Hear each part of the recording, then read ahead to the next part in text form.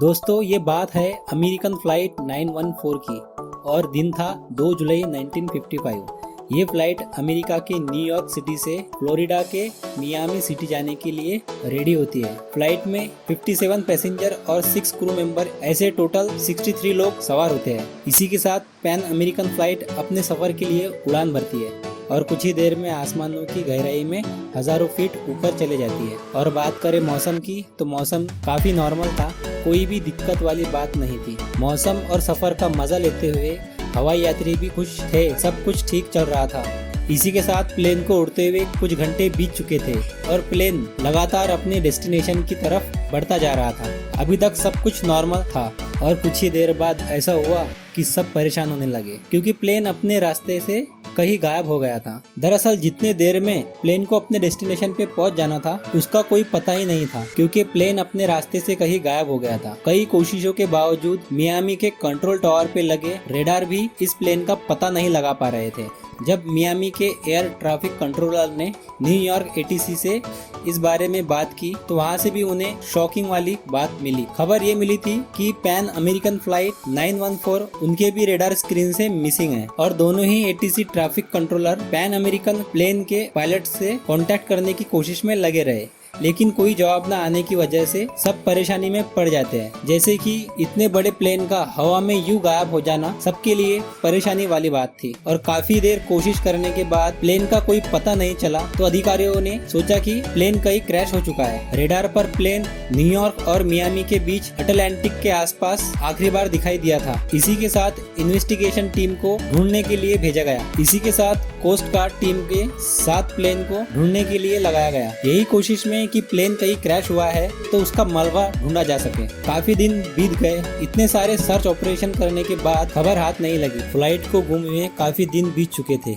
लेकिन न फ्लाइट का पता चला और न फ्लाइट के मलबे का। इतने सारे दिन बीत जाने के बाद लोगों का सवाल सरकार पे दबाव डालने लगा और सरकार ने भी अपना जवाब देते हुए कहा कि प्लान अमेरिकन क्रैश हो चुका है। लेकिन कोई सरकार की इस बात से सेटिस्फाई बिल्कुल भी नहीं था क्योंकि प्लेन के क्रैश होने की जानकारी किसी को मिली ही नहीं थी। वक्त के साथ ये बात जैसे पुरानी होने लगी, इस केस को भी बंद कर दिया गया, ये सोच के कि प्लेन कहीं क्रैश हो चुका है और उसका मलबा मिलना बहुत मुश्किल है।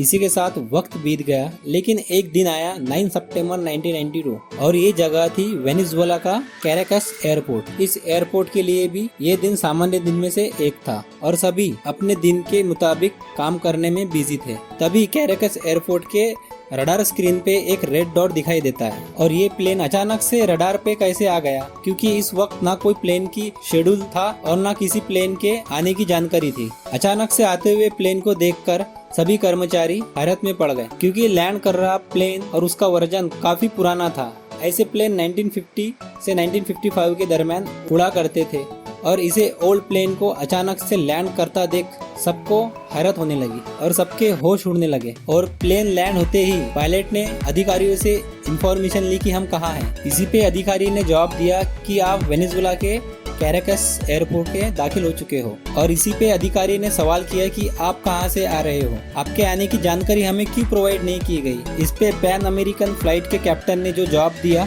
वो सुन के पूरे एयरक्राफ्ट में रहने वाले कर्मचारियों के होश उड़ गए, मानो पूरे एयरपोर्ट में सन्नाटा सा छा गया। दरअसल कैप्टन ने कहा कि हमने 2 जुलाई 1955 को अमेरिका के न्यूयॉर्क सिटी से उड़ान भरी थी और हमें उसी दिन मियामी एयरपोर्ट पे लैंड होने का शेड्यूल है। और ये सुन के वहाँ पे मौजूद कर्मचारी को किसी को भी इस बात पे यकीन नहीं आ रहा था। जब अधिकारियों ने इंस्टेंट जांच की तो पता चला कि ये पैन अमेरिकन फ्लाइट है जो पूरे 37 साल बाद लैंड हुई है। और आपकी सवाल की तरह सबका यही सवाल था कि आखिर ये प्लेन 37 सालों तक आखिर था कहाँ, और तो और अपने डेस्टिनेशन से दूर वेनेजुएला में ये कैसे आ गया। ये बात सोचते हुए सबका चौंक जाना जायज है। सोचने वाली बात है दोस्तों कि 37 साल बाद अचानक से खोया हुआ प्लेन हमारे सामने आ जाए तो हमारा क्या रिएक्ट होगा। कुछ देर बीत जाने के बाद वहाँ के अधिकारी ने पैन अमेरिकन के कैप्टन से सवाल किया कि आप जानते हो कि अभी कौन सा ईयर चल रहा है। पायलट ने कहा 1955। अधिकारी ने रिप्लाई किया कि अभी 92 ईयर चल रहा है। ये सुन के पायलट के होश उड़ गए। फिर पायलट ने डरते हुए जवाब दिया कि मैं तो 1955 में उड़ान भरी थी, 1992 में कैसे आ गया, ये तो पॉसिबल ही नहीं है। इसी के साथ ग्राउंड स्टाफ ने रिक्वेस्ट करते हुए कहा कि आप सभी पैसेंजर के साथ प्लेन के बाहर आ जाइए। इस पे पायलट ने जवाब दिया कि नहीं, दूर रहिए, अब हम वापस उड़ान भर रहे हैं। इसी के साथ पायलट ने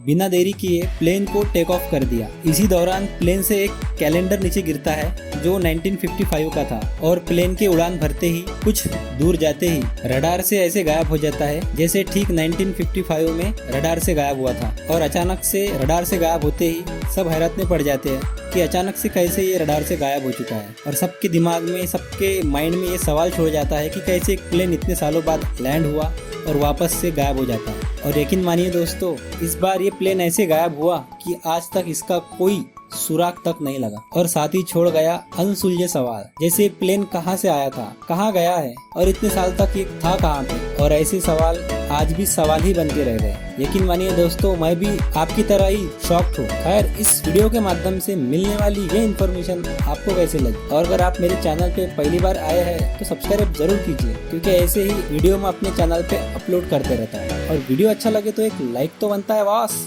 मिलते हैं नेक्स्ट वीडियो में।